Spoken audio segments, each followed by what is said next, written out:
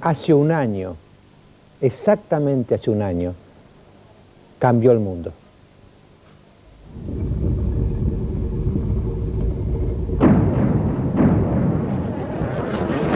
El día que cambió el mundo. Comenzaba un día más de ajetreo en el World Trade Center. Algunas de las 50.000 personas que trabajaban en los edificios de la zona comenzaban su jornada. Todo transcurría con normalidad en la zona financiera más agitada del mundo. Pero algo cambió la rutina. A las 8:45, un avión se estrelló contra la torre norte del World Trade Center, impactando sobre los pisos 90 al 94. La televisión anunció que se trataba de un accidente. Al parecer, una avioneta se había estrellado contra la torre. Pero casi 20 minutos más tarde, la teoría del accidente se desvanecía para horrorizar a Nueva York y al mundo. Otro avión impactaba contra la Torre Sur y ya no quedaban dudas. Eso era un atentado y no podía ser otra cosa. Mientras otro avión se caía sobre el Pentágono, una cuarta nave se estrellaba en un descampado en Pensilvania. A nadie le quedaban dudas de que aquel 11 de septiembre de 2001, el día comenzaba con una novedad de esas que cambian la historia. Estados Unidos, la superpotencia mundial, era atacado en su propio territorio, en su corazón emblema del capitalismo. Ese día cambiaba la historia del mundo. El pánico se apoderaba de toda la población norteamericana. Las imágenes del horror y del dolor sin fin se sucedían una tras otra y dejaban al mundo sin palabras. ¿Quién pudo haber planeado tamaña obra maestra del horror? Las torres caían como un acordeón y los norteamericanos y el mundo querían conocer al responsable. Todas las miradas del mundo occidental se posaron sobre Osama Bin Laden, declarado enemigo público número 1 de Estados Unidos desde 1998. El 11 de septiembre de 2001 fue el fin del mundo tal como lo conocíamos hasta ahora. Estados Unidos entraba en guerra. Una guerra que no se pelea en un territorio limitado. Una guerra contra un enemigo que no está en ningún lado, pero que a la vez puede aparecer en todos. Una guerra sin fronteras, que no se pelea con fusiles y que no tiene ganadores inmediatos. Tal vez la primera guerra de la globalización, donde el mundo entero es el campo de batalla, a cualquier hora, en cualquier lugar. El horror se llevó más de 3.000 vidas aquella mañana.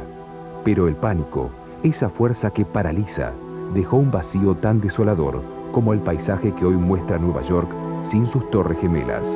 Aquel símbolo de una era que terminó para dar paso a un nuevo mundo que por ahora no tiene paz.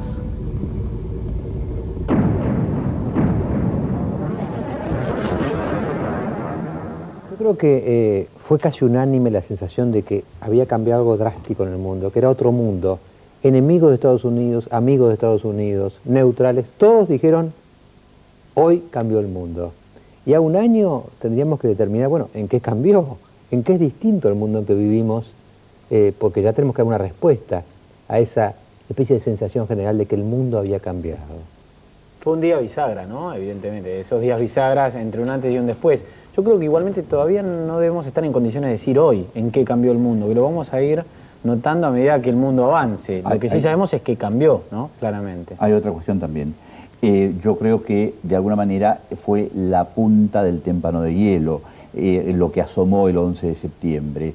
Pero es algo que Clinton venía pronosticando desde noviembre de 1994, cuando emitió una orden ejecutiva decretando emergencia nacional, digamos, y diciendo que era inminente un ataque terrorista masivo en territorio norteamericano. A esta orden la renovó año tras año en el aniversario de su primera emisión, con una carta de la Casa Blanca al Congreso. En enero del 99 hizo otra dramática apelación, ¿no es cierto? Es decir, y a todo esto yo lo escribí en un libro que publiqué acá en Buenos Aires, en Ariel, titulado Estado del Mundo, en noviembre de 1999. Es decir que, digamos, de alguna manera la gente informada sabía que algo como esto podía suceder. Lo que sucede es que no se sabía cuándo, ni cómo, Claro. de qué manera. Pero fíjate una cosa, Carlos, en el 93 hubo ya un primer atentado a las torres, Claro. en el estacionamiento, que produjo heridos, y yo, claro, no tanto, pero ya después estaban todas las señales que recibían, los pilotos que se entrenaban en Miami para despegar, pero no para aterrizar. Había una cantidad de pequeñas señales. Pero se puede prever, ¿no? Pero ¿cómo se puede evitar? Digo, ¿cómo se puede evitar cuando, digamos, depende de la voluntad de inmolarse? Esto no se podía evitar sin, en fin, comenzar a instaurar un estado policíaco que los norteamericanos hubieran percibido como absolutamente paranoico, innecesario y producto de una vocación autoritaria. Y es por eso que, digamos, a pesar de que se sabía que iba a pasar, era muy poco lo que se podía hacer. Ahora, respecto del atentado de 1993, yo quiero recordar que nosotros aquí en Buenos Aires tuvimos en el 92 y en el 94 atentados que responden al mismo tipo de terrorismo, digamos, inspirado en el extremismo panislámico, que es global, que se mueve con células durmientes, como las que probablemente existan en la Triple Frontera, ¿no? Es decir que, y en Moscú también, en diciembre del 99, hubo toda una seguidilla de atentados que respondían al mismo tipo de fenómenos. Sí, cabe preguntarse si este estado de excepción, en el que se privilegia la seguridad en detrimento de las libertades civiles en muchos casos. Hay 1.300 presos en los Estados Unidos por todo esto y ninguno tiene un abogado. Y la gente está aceptando esto. Claro, porque después del atentado, sí. Concedo libertades civiles. Estados Unidos es el rey de las libertades civiles. Conceden eso para hay tener una cara seguridad visible, ¿no? Al menos hay un dedo acusador sobre una persona. Bin Laden.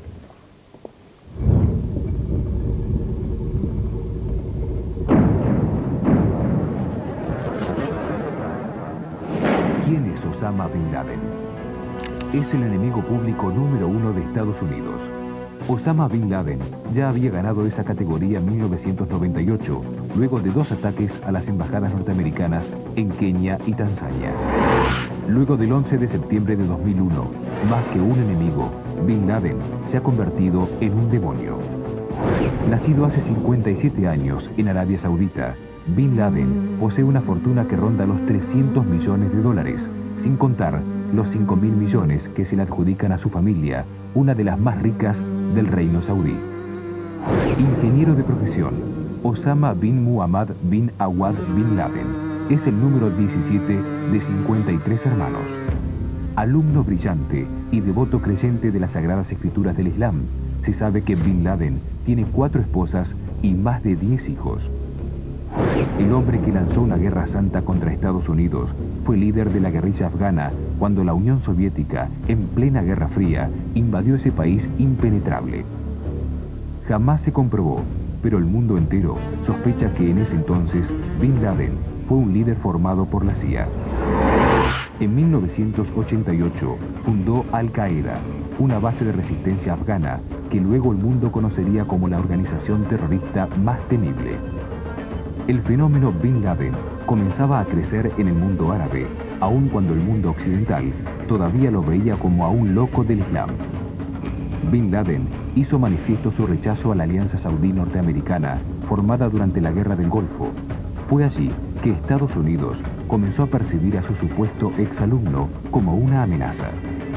Arabia Saudita le quitó su ciudadanía y Bin Laden se retiró al país que lo vio convertirse en líder. Desde las remotas cuevas afganas, reactivó Al-Qaeda, una red terrorista en pos de la liberación musulmana en el mundo. Lo cierto es que este hombre flaco, que vive a T, posee una de las mayores fortunas del mundo. Bin Laden y su familia poseen un imperio enorme que mueve una fortuna en 50 países del globo. Luego del ataque a las Torres Gemelas, Estados Unidos lanzó un operativo feroz en busca de su cabeza. No lo encontró. Un video reciente lo muestra vivo en Afganistán y celebrando el atentado que cambió la historia del mundo. Bin Laden es el hombre más buscado del mundo. Su cabeza tiene el precio de 25 millones de dólares. Nadie sabe cómo ni dónde encontrarlo. Y todo el mundo espera, con terror, sus próximos movimientos.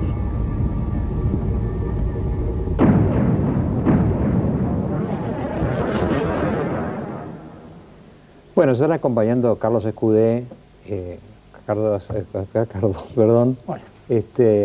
especialista de internacionales de Diario Clarín.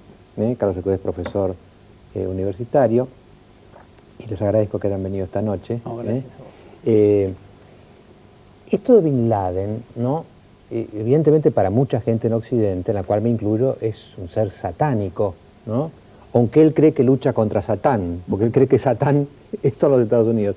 Ahora, si uno pudiera desprenderse de todo apasionamiento con Bin Laden, yo voy a decir algo que quizá choque. Yo creo que es un genio militar. Es un genio militar. Lo que hizo fue genial. Piensen ustedes que Estados Unidos fue invulnerable a los japoneses, a los alemanes, a los soviéticos, a los misiles, y este hombre con 4 cuchillitos los hirió en el corazón. Esto no lo hace una persona, a menos que sea genial militarmente hablando, aparte de sus condiciones morales, que por supuesto... Además, la cuestión esta de que ahora no lo pueden encontrar, y lo que gastaron y todo lo que desplegaron para tratar de ubicarlo, y ahora no lo pueden encontrar, cuando uno sospecha que Estados Unidos tiene el poder incluso de, con los satélites, saber lo que está escrito acá, ahora, ¿no? Y no pueden encontrar a una persona en todo el planeta. Si está vivo o muerto, y además cómo sigue la película después de la operación en Afganistán, Claro, en relación con Al-Qaeda y con Bin Laden. Yo creo que de alguna manera sobreestimamos la importancia de este individuo. Este individuo es de una tremenda importancia. Su fortuna personal no es una de las más grandes del mundo. Su familia, en su totalidad, sí maneja mucho dinero. Lo más grave, sin embargo, es que hay mucha gente amiga de su familia que desde países como Arabia Saudita financian por lo menos la educación para este tipo de terrorismo. Seguramente mucho más que la educación. Yo creo que lo que está de por medio aquí es una red de redes del terror, y Osama Bin Laden simplemente es la figura elegida, con razón, como paradigmática. De alguna manera, si lo queremos caricaturizar, podemos decir que es el primer supervillano de la historia. A mí me hace acordar al Pingüino en Batman. Es decir, claro, porque tiene estas mismas características, ¿no es cierto?, de cartoon, ¿no? Es un poquito más peligroso, ¿no? Bueno, es un poco más peligroso que un cartoon, pero no más peligroso de lo que pretende ser el Pingüino en Batman. Es decir, es el primer supervillano de la historia. Creo que está sobredimensionado. Creo que lo importante acá es acordarse que Al-Qaeda está vinculada con el Hezbollah, que está vinculado con el Hamas, que todos responden a el fundamentalismo islámico en su peor forma, ¿no es cierto? Y que de alguna manera aquí tenemos un rompecabezas, ¿no es cierto?, que es lo que constituye esta metástasis globalizada de células en todo el planeta. Cardoso, el rol de Bin Laden, ¿se puede prescindir, puede el terrorismo prescindir de él? Puede prescindir de cualquiera, el terrorismo, digo, además organización de compartimientos estancos como parece ser Al-Qaeda tiene una gran capacidad de regenerar liderazgo. El tema de Bin Laden es otro. Bin Laden aspira a algo mayor, es a restituir la institución del califato en el mundo islámico, es decir, la jefatura por encima de pares. Comparto, digo, puntualmente todo lo que puntualizó como historia de Bin Laden. Carlos, falta un dato, sin embargo, es también un fenómeno perverso de la formación que le dio Estados Unidos, que lo usó activamente durante los años de ocupación soviética, el viejo imperio soviético en Afganistán, y luego lo utilizó para mantener un equilibrio en la región. Digo, así que no es solo, está claro que el tipo de islamismo extremo o literal que encarna Bin Laden es hijo del wahabismo saudita. Hay una tradición que viene de ahí, pero hubo ¿cómo explicarte?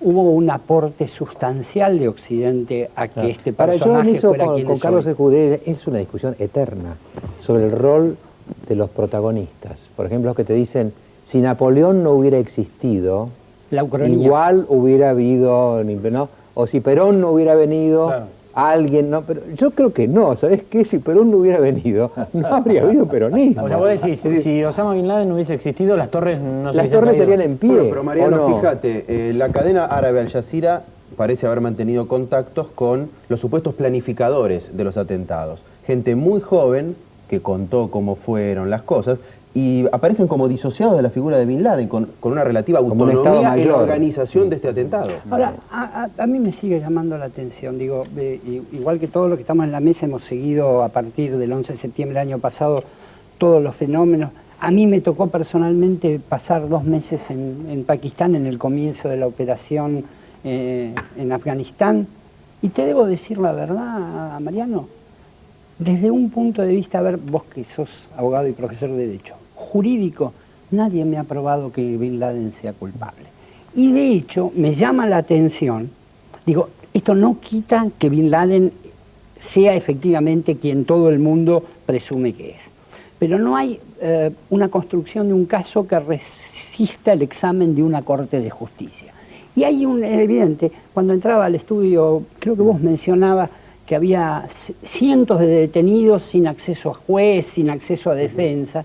Y tengo que pensar que a un año, ¿cuántos procesados hay por los atentados del 11 de septiembre? No, hay detenidos muchos, pero procesados uno solo. Hay una cosa que tenemos un tape de algo que Raúl explica muy bien, que suena antipático, ¿no? Pero en lo cual coincido, que es la explicación del por qué las torres, ¿no? Y el ataque masivo, que tiene que ver con una política exterior. Claro, porque yo creo que ahora vamos a mostrar a las antípodas de Bin Laden, ¿no? Porque Bush es otro cruzado. Yo creo que, en verdad, claro. Uno podría decir que Bush también es fundamentalista, ¿no es cierto? Hay una simetría. Hay como encontró un rival. Pero Mariano, Bush quería aislarse. Digamos, Bush cuando accedió vamos a pasar el tape primero y después lo comentamos. Vale.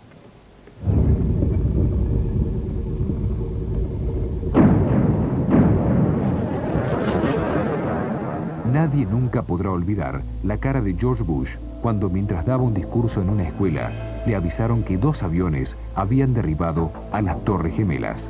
Un año después de aquel fatídico 11 de septiembre, el gobierno norteamericano advirtió que el riesgo de un nuevo atentado es muy alto.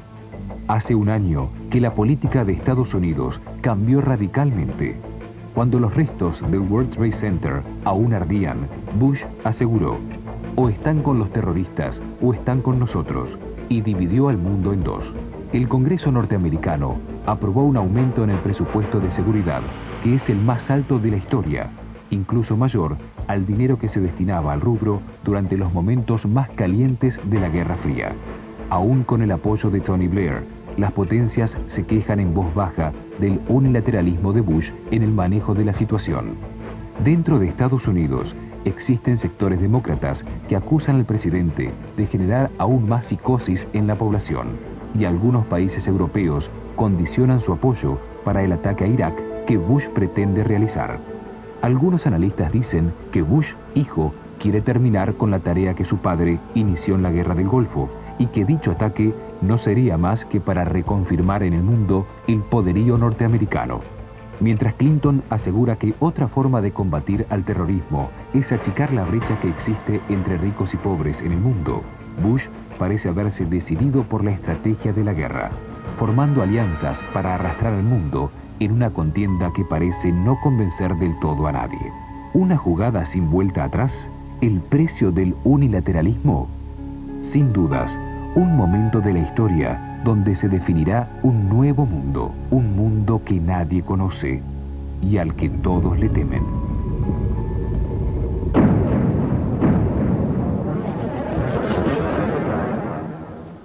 Antes de que vayamos al fondo del asunto, que es que también Bush divide el mundo, buenos y malos. También. Ni para Bush ni para Osama Bin Laden hay intermedios, ¿no? Son todos buenos o malos, son distintos. Antes de eso, de ir al fondo de eso, yo le quería pedir a Diego que nos hiciera un pequeño comentario sobre el tema económico, porque evidentemente Estados Unidos era un país superavitario, le sobraba la plata, y de golpe después de eso cambió.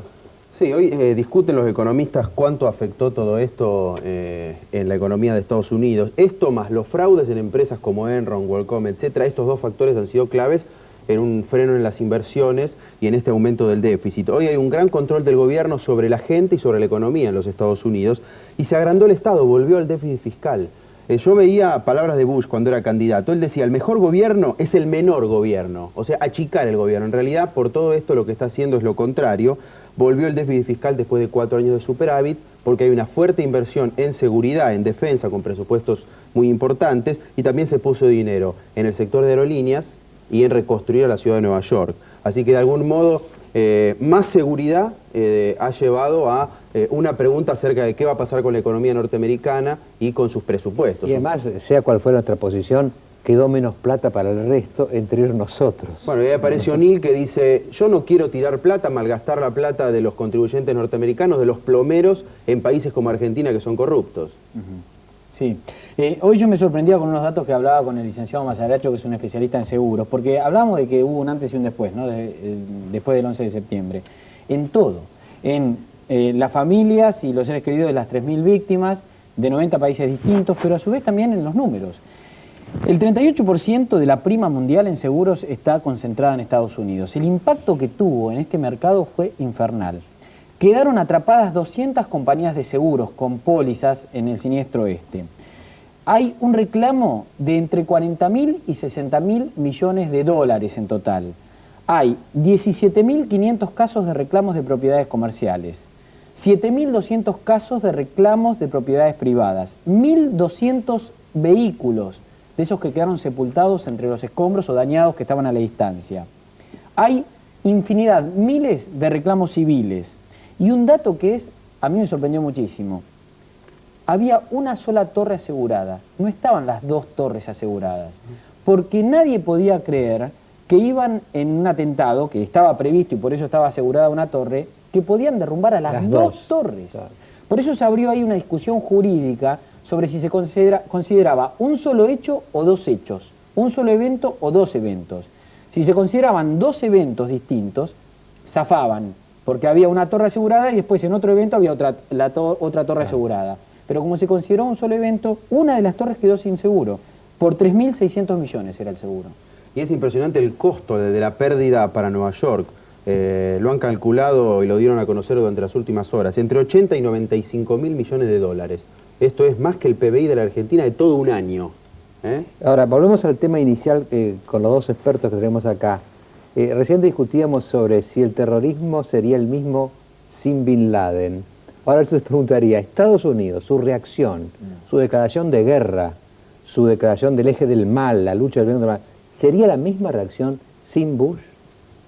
Bueno, yo creo que Clinton demostró durante su presidencia que con una imagen completamente diferente era capaz de prever este tipo de situación y frente a la absoluta impotencia de cualquier ejecutivo norteamericano de llevar a cabo medidas para prevenir hechos como lo que hizo fue concentrar fuerzas militares en la zona del Golfo Pérsico. Es decir, la cantidad de efectivos que ya estaban concentrados en esa zona antes del 11 de septiembre y la cantidad de material bélico suficiente para equipar a 3 divisiones del ejército norteamericano, ¿no es cierto? El material necesario para 2 de ellas en países del Golfo y para una tercera a flote en buques norteamericanos en el Océano Índico.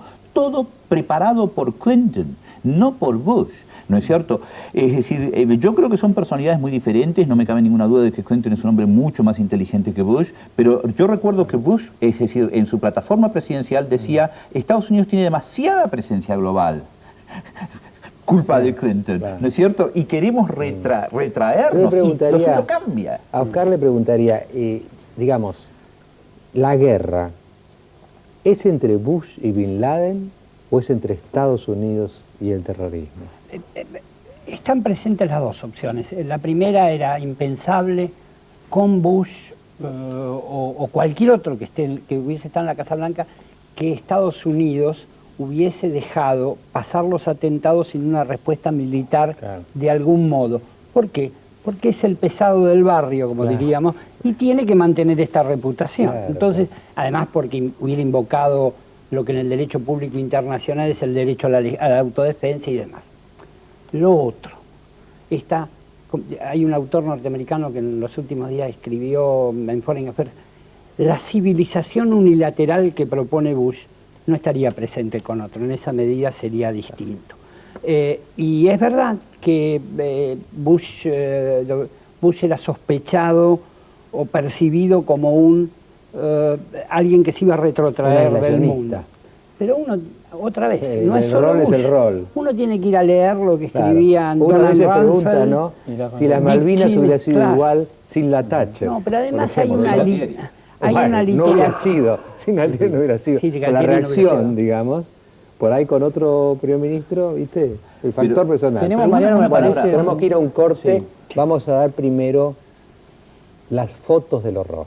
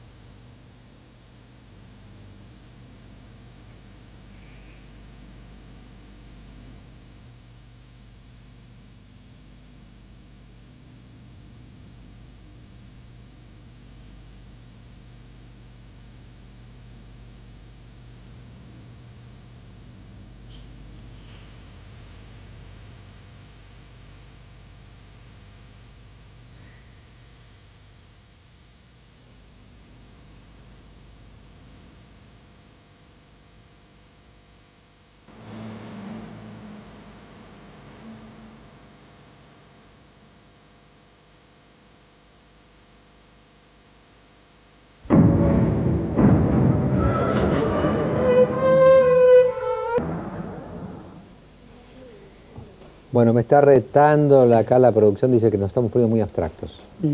Así que vamos a la gente, porque había gente. Uno de ellos era Hernán Casanova, que está acá al lado mío. El caso de Casanova lo va a contar él, ¿no? Pero él es un empresario argentino que tiene una empresa en Estados Unidos, ¿no es cierto? Y oficinas ahí, en el lugar, ¿no? Bueno, estaba cuando ocurrió la explosión, etcétera. Y lo notable es la reacción, porque Hernán Casanova ahora está manejando esa empresa desde acá, porque después del shock considera que Buenos Aires y la Argentina son mucho más seguros que Nueva York. Tanto que hablamos de la inseguridad, resulta que hay lugares más inseguros que los nuestros. ¿Es así, Hernán? Sí, relativamente, pero digamos que más que, además de un tema de inseguridad, había un tema de una sensación de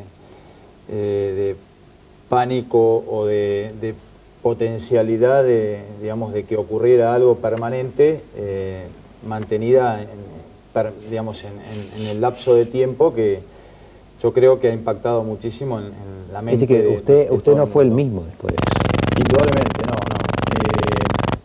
Si bien cuando cae la Torre Norte, estábamos con un amigo, Alejandro Vigilante, muy cerca, se cayó la torre, nos salvamos refugiándonos en un automóvil que estaba estacionado con 3 policías más. Uno de ellos tuvo el tino de indicar, bueno, aquí vamos, los 5 de cabeza a este automóvil. ¿Pero estaban por la calle ustedes, Hernán? No, en ese momento, en el momento que, en oficina. En el momento que cae la Torre Norte, estábamos en la calle, en Murray y Greenwich, que es a 2 cuadras al norte de la torre, la Torre 1. ¿Y en el momento del impacto? En el momento del impacto no, estaba en mi domicilio. En ese momento, cuando surgió eso, bueno, la primera noticia que vinieron fue de que había habido una avioneta que había impactado en la torre y bueno, nada de terrorismo.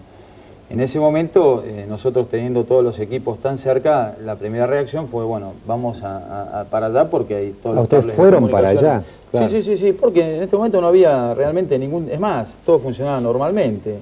El subte funcionaba normalmente, no había pánico, nadie se daba por enterado. Yo vivo en el Upper East Side y en ese momento no había ninguna noticia de terrorismo. Es más, veíamos el humo y dijimos, bueno, vamos... Una explosión. Una explosión, una avioneta que en su bajada a JFK, digamos, impactó contra las torres, una cosa que puede ocurrir, pero bueno, a nosotros, especialmente a nuestra compañía, nos podía afectar directamente y dijimos, bueno, vamos a tomar las precauciones del caso, a hacer backup de las bases de datos, etc. Tomamos el subte hasta allá cuando bajamos en la calle 14, que es lo que más se pudo llegar. En ese momento salimos a la superficie y nos encontramos con un caos. Gente yendo hacia el norte, escapando, acababa de impactar el segundo avión. Ahí recién hubo una noticia de que esto era un ataque terrorista, porque realmente era increíble la pasividad, la gente estaba tomando su café matinal, muy tranquilo, comentando, decían qué bárbaro, qué accidente. Pero las dos torres en pie todavía. Sí. ¿Y? En el momento, bueno, fuimos para allá y en ese momento caminando vemos gente, en ese momento cayó la primera, vimos el humo de la primera torre, que fue la torre sur, que fue la que se impactó último. Bueno, y el caso de Hernán fue uno de otros tantos casos, algunos más dramáticos.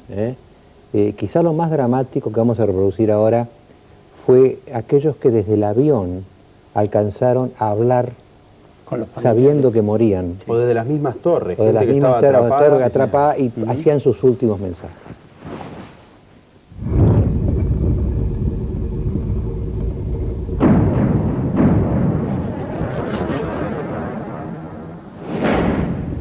Gritos desde el cielo.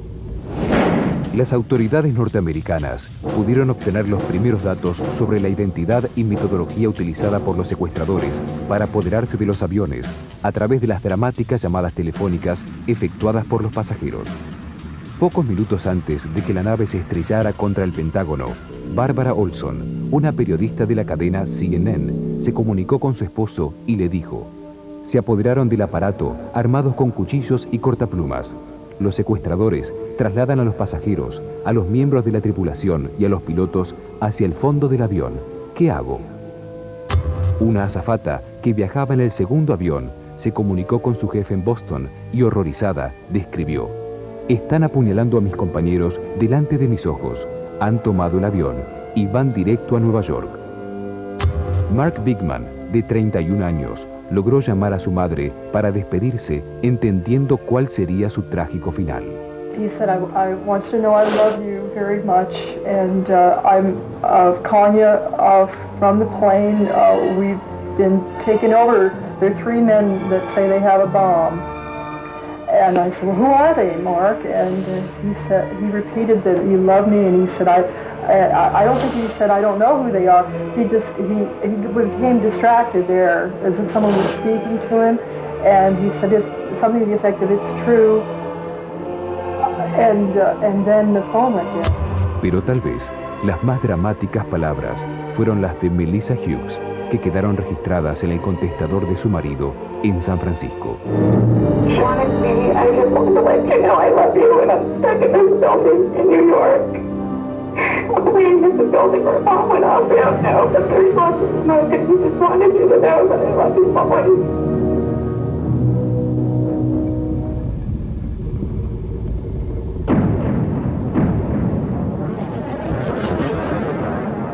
Ustedes saben que el delegado argentino a toda la conmemoración de hoy fue el canciller Carlos Rucauf, con el cual estamos en contacto telefónico ahora. Doctor Rucauf, ¿cómo le va? ¿Qué tal, Mariano? Buenas noches. Carlos, lo voy a tomar de corresponsal por un minuto, pero sin sueldo. Sí, por supuesto. Carlos, cuénteme este día en Nueva York, ¿cómo lo ha vivido? Bueno, primero creo que es un triunfo de la esperanza respecto del miedo, porque esto es lo que ha sido la presencia de tanta gente hoy en una ciudad prácticamente sitiada por la estructura de seguridad, y al mismo tiempo comienza mañana una asamblea general donde se espera un discurso del presidente Bush vinculado al futuro de la guerra contra el terrorismo, fundamentalmente a Saddam Hussein, con lo cual ha comenzado en el medio del recuerdo de aquel hecho tan terrible un mecanismo de consulta que esta misma noche empieza entre los cancilleres respecto a los pasos futuros a seguir. Ahí en el Ground Zero hubo una ceremonia donde hubo jefe de Estados y ministro de Relaciones Exteriores exclusivamente, con el alcalde Blomberg y el secretario de Estado Colin Powell. Yo me salí del protocolo para bajar a saludar a Giuliani, porque me parece que Giuliani es un símbolo de lo que ha sido la recuperación de la ciudad de Nueva York y un símbolo de la resistencia de la vida contra la muerte. Canciller, quería preguntarle qué diferencia nota en las calles de Nueva York hoy a otros viajes que ha hecho anteriormente, digamos. ¿Cuál es lo más palpable, lo más visible que nota? No, ayer no había ninguna diferencia con ningún otro día en Nueva York. Hoy sí. Hoy es un día de calles mucho más vacías y con mucho más banderas. pero en las partes de ceremonias había una gran presencia de los neoyorquinos y hay una gran sensación del país en guerra, el país que tiene por delante de sí todavía muchas horas muy difíciles. Doctor Rukauf, usted antes hablaba del futuro de la guerra. Usted sabe que Blair, Aznar y otros se mostraron favorables a acompañar a Estados Unidos en esta incursión en Irak. ¿Acompañaría el gobierno argentino un ataque a Irak? Nosotros vamos a ver cada uno de los pasos de lo que va a ocurrir. Tenemos absolutamente claro que hay que lograr que Saddam Hussein permita las inspecciones de Naciones Unidas para que después de varios años se pueda constatar si sigue fabricando no armas químicas y bacteriológicas, y creo que el primer paso central es ese, que no hay que dar un paso antes de haber dado el otro paso, y el primer paso es la exigencia a Saddam Hussein del cumplimiento de las resoluciones de Naciones Unidas que indican que los inspectores de armas tienen que verificar si ese arsenal está en vigencia, porque es un peligro para toda la humanidad. Doctor Rukauf, mi última pregunta, porque sé que tiene que irse a una reunión, es de tipo personal. ¿Qué sintió hoy usted?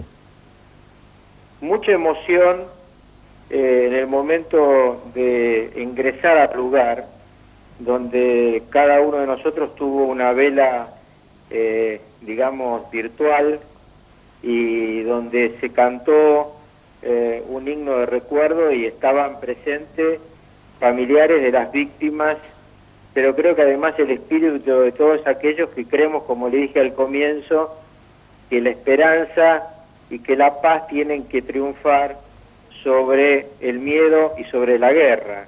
La única forma en que nos vamos a sacar la pesadilla de encima es cuando podamos construir una sociedad de paz y al mismo tiempo los terroristas no puedan actuar sobre los ciudadanos inermes de cualquier país del mundo, porque Argentina vivió 2 veces atentados terroristas, como lo ha vivido en esa oportunidad hace un año la ciudad de Nueva York, lo sufrió otro estado, Pensilvania, y lo sufrió naturalmente el Pentágono en Washington. Doctor Rukauf, muchísimas gracias por esta comunicación, ¿eh? No, al contrario, está siempre. Gracias. Bueno, volvemos a usted, Hernán, porque usted contó cómo él fue hacia las torres, ¿no? Es decir, porque hubo 20 minutos entre la primera y la segunda, que creó un accidente menor, digamos, después, bueno, a ver qué pasa en la oficina, vamos a hacer los backups de las computadoras, y se encontró con la verdadera cuando llega. Pero yo le quería preguntar a Hernán, ¿qué le pasó a usted psicológicamente a partir de ahí? Digamos, ¿cómo sobrevivió a partir del día siguiente? Bueno, el shock fue muy fuerte en el momento, si bien creo que tiempo para miedo no hubo, porque fue muy repentino y cuando uno está intentando sobrevivir creo que se concentra más en eso. Y cuando salimos de ahí, bueno, nos rescataron los bomberos, nos sacaron, en ese momento nos llevaron, estábamos muy choqueados. Y lo que vino después fue muy duro psicológicamente, debido a la sucesión de hechos que siguieron y estar conviviendo con el horror en forma diaria. Cuando me refiero al horror me refiero a respirar ese humo que era permanente y digamos, cuando había un viento sur que soplaba hacia el norte, toda la ciudad respiraba ese humo que uno no puede dejar de pensar que estaba compuesto quizá de seres quemados. Hernán, quería preguntar sobre esto, hablando de respirar humo, sobre esto que está acá, entre los dos, que yo sospecho que es un recuerdo del horror, ¿no? ¿Qué era esto? Esto es la máscara que nos dieron los bomberos cuando nos sacaron debido a que estaba lleno de un polvo muy fuerte, muy grande, y para poder respirar hasta un lugar más seguro tuvieron que cortar toda una verja en el costado del estacionamiento, nos dieron esta máscara y que tiene ese polvo que es... Pero esta es la que usaste, ¿no es una máscara? No, esa es la que yo usé y este polvo es el polvo que nosotros respiramos, que lamentablemente esto probablemente esté compuesto de seres humanos, ¿no? O sea, es polvo humano. Y una gran pira. Yo quería hacer un pequeño recuerdo a los argentinos que murieron allí, a todos, por supuesto, pero en en Santoro a los argentinos que murieron, un paramédico argentino. Yo hablé con el padre y me contó dos cosas que son impresionantes. Su hija de 3 años, tenía 2 entonces, lo sigue esperando todas las noches con el casco puesto en su bicicleta, porque antes de dormir la llevaba a dar una vuelta en bicicleta, la sigue esperando. Y una vez el padre de Santoro se encontró a su nuera con un plato más en la mesa y le preguntó ¿qué estás haciendo? Y dijo, estoy esperando a Mario. Esta es la pintura de lo que les pasó a las víctimas. Un dato que también a mí me sorprendió muchísimo, que fue la cantidad de chicos que quedaron en guarderías, que nadie iba a buscar. Y los que nacieron huérfanos ahora. Vamos a un corte y ya volvemos con el horror y preguntándonos en qué cambió el mundo, y nuestro mundo, de los argentinos cambió, con motivo de lo que pasó exactamente hace un año.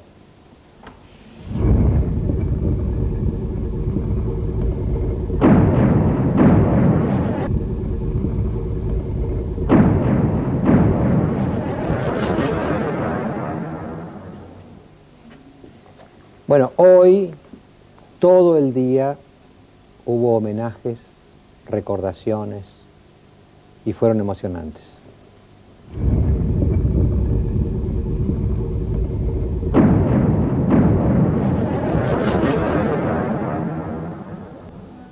A partir de las 0 horas de hoy, comenzó un día de luto para los Estados Unidos. Miles de personas, sin consuelo, se congregaron en distintas ciudades de esa nación para recordar a las víctimas fatales de los atentados ocurridos el pasado 11 de septiembre. El presidente Bush, junto a su esposa Laura, participó de ceremonias realizadas frente al Pentágono. En Pensilvania, donde cayó el 4º avión que se dirigía al Capitolio, y en la llamada Zona Cero, saludó a los familiares de las más de 3.000 víctimas. Allí, donde supieron erguirse las Torres Gemelas, se reunieron 20.000 personas que, unidas por el canto, homenajearon a sus seres queridos.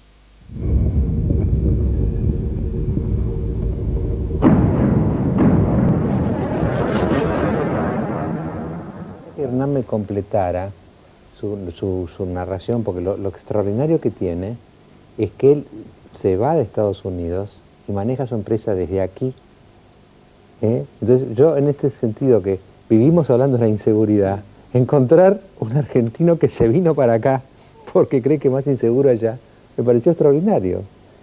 Sí, no solo inseguridad, también yo creo que la valorización de otras cosas como la familia, los amigos, que uno los necesita en momentos críticos como este. El afecto. Y uno a veces no se da cuenta de la falta que le hacen hasta que ocurren momentos, digamos, cruciales o críticos como este.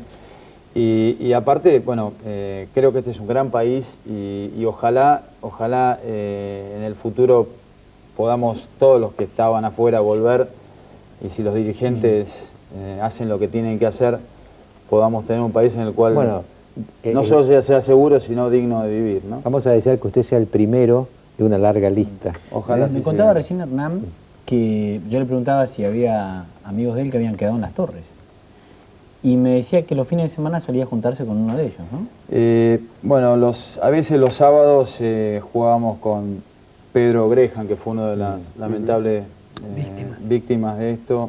Trabajaba en Cantor Fitzgerald y hubo una misa en recordatorio de él hoy a las 7 de la tarde en San Isidro, cuya familia está evidentemente devastada y, bueno, por supuesto todo el pésame hacia ellos, ¿no? Creo que una de las últimas informaciones es que se han identificado cenizas de Pedro, bueno, entre todo lo que se está analizando ahora, porque hay una porque viste que cantidad imaginan que ahora ese lugar en realidad es un camposanto, es un cementerio, porque hay enterrados, ¿no? Yo le voy a pedir antes de ir al corte a mis dos expertos, a Cardoso y Escudé. Preguntábamos al principio del programa, ¿cómo estoy confirmado 2 horas? Me parece cortísimo. ¿Terminó?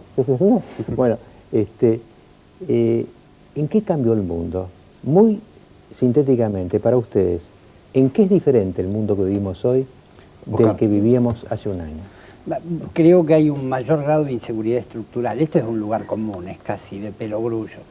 Pero te voy a decir, Mariano, me parece que un año de plazo no es siquiera tiempo suficiente para que nos hayamos dado cuenta de cómo cambiamos. Sabemos que hemos cambiado la forma de ver el mundo, de cómo era, pero no sabemos exactamente cómo. Hay algo que vos decías en el comienzo, esto de los dos fundamentalismos, el que propone Osama Bin Laden y el otro que propone Bush. Yo creo que esta es la ecuación, es un conflicto, fíjate vos, que se inicia de un modo privatizado, es decir, la agresión terrorista está disociada del Estado. Uno pensaba de la violencia masiva por parte de un Estado, esto ha cambiado. Y la contrapropuesta de Bush tiene la misma racionalidad básica, es un enemigo sin rostro, apenas percibido y corporizado en un único individuo. Me parece demasiado. Entonces, me parece que no es tanto lo que ha cambiado, sino lo que todavía está cambiando. Está cambiando. Cortito, sí, Carlos. Bien corto. Yo creo, en primer lugar, que esta no es solamente la guerra de Estados Unidos, esta es la guerra de todos.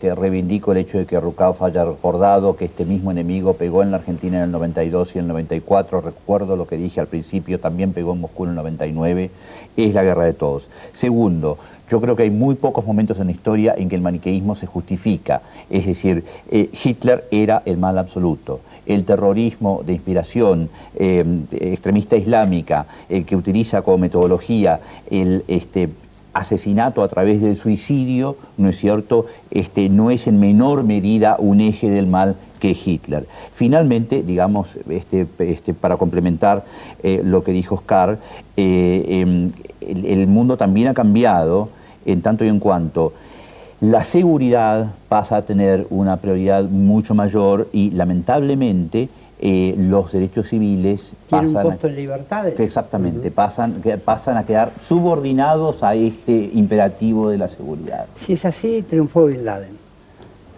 Bueno, como el terrorismo triunfa cuando produce la hiperreacción del Estado. Pero ya se ve en la legislación. La legislación norteamericana cambió, la británica cambió, la alemana cambió, la australiana cambió. Está bien, Carlos, pero si es así, ganaron los autores de Bueno, digamos, han desencadenado la violencia y estamos en una guerra. Nos vamos a un corte, chicos. Si te imponen una civilización de menor calidad... Retengo esto último que estaba diciendo no. Oscar. Estamos cambiando. Es decir, hemos empezado a cambiar, Recién. pero no hemos terminado de cambiar. Ya volvemos para la última fase, yo haré mis conclusiones.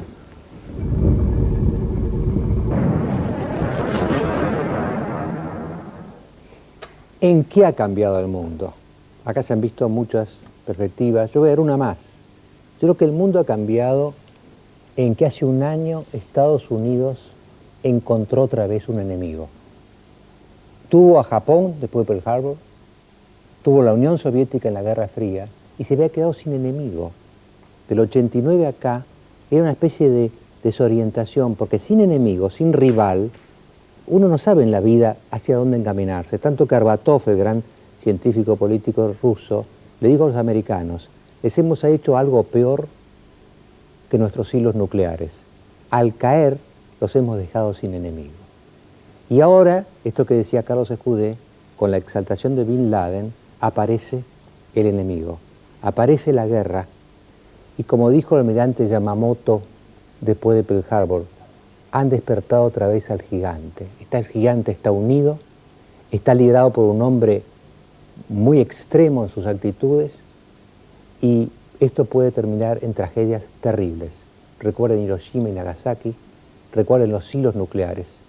Esta tercera guerra, como decía Oscar Cardoso, recién empieza y en el mundo en que estamos empezando a vivir una tercera etapa, la etapa del tercer enemigo y de la tercera guerra de esa potencia mundial que para bien o para mal son los Estados Unidos.